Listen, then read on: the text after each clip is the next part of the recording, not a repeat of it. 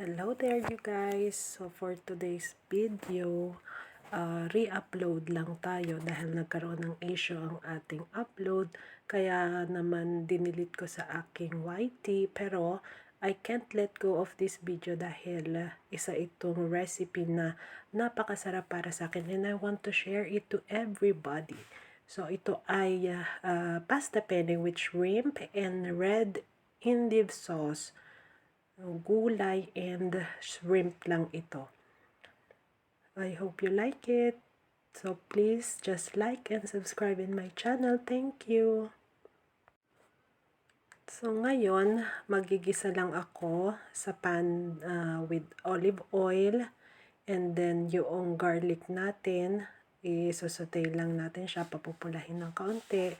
And then afterwards, tatanggalin ko din itong garlic na to kasi ito yung way ng pagluluto dito sa Italian. Ayaw kasi nila ng masyadong malasa. And then nilagay ko na yung shrimp. Ayan. Sutay-sutay lang ng kaunti. Cover natin para lumambot. Then after, aalisin ko itong mga shrimp na to para hindi naman siya ma-overcook. Set aside lang natin yan at gagamitin natin yan later on sa ating pagluluto.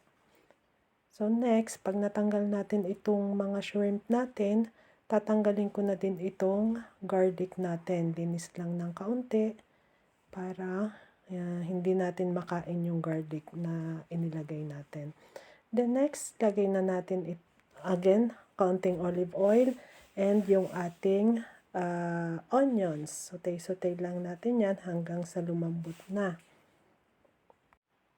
So here, hindi ko natatanggalin itong ating onion kasi pag naman lutong-luto na ang onion, hindi na masyadong nalalasahan and nakaka-add siya sa pagpapasarap ng ating sauce. Nilagay ko na din dyan ang aking tomato sauce.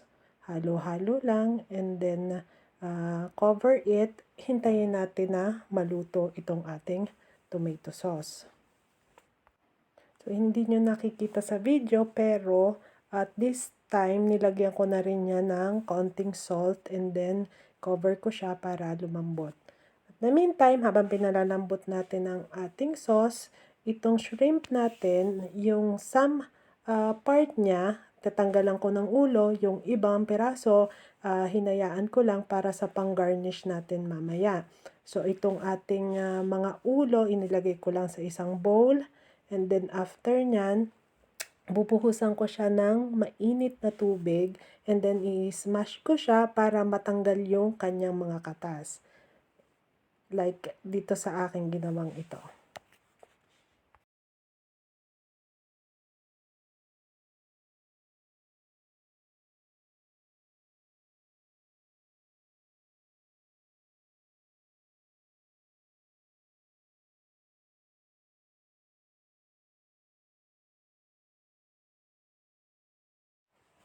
Ayan, pagka natanggal nyo na ng mabuti yung katas ng ulo, salain natin siya directly doon sa ating ginagawang tomato sauce. Siya yung magpapalasa doon sa ating tomato sauce.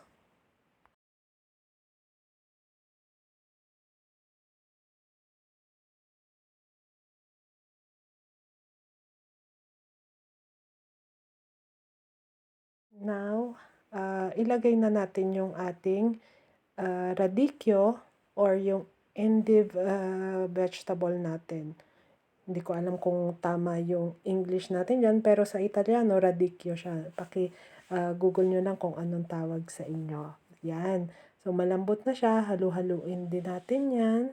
And yung shrimp na kanina hindi naman natin siya pinakaluto, isasama ko na ngayon dito sa ating sauce na to.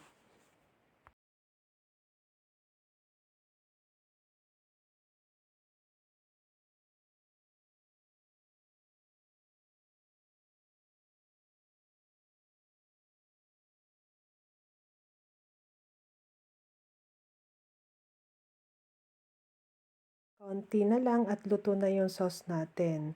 So, nagpabulak na ako ng ating water para sa ating penne pasta. So, pagka nagpabulak kayo ng water, lagyan nyo din ng sea salt yung inyong pasta para malasa na yan. And pagsamahin na lang yung sauce. And then plate it. And serve when it's hot. Bon appetito! Thank you guys! Hope you like it. I-try nyo, napakasarap.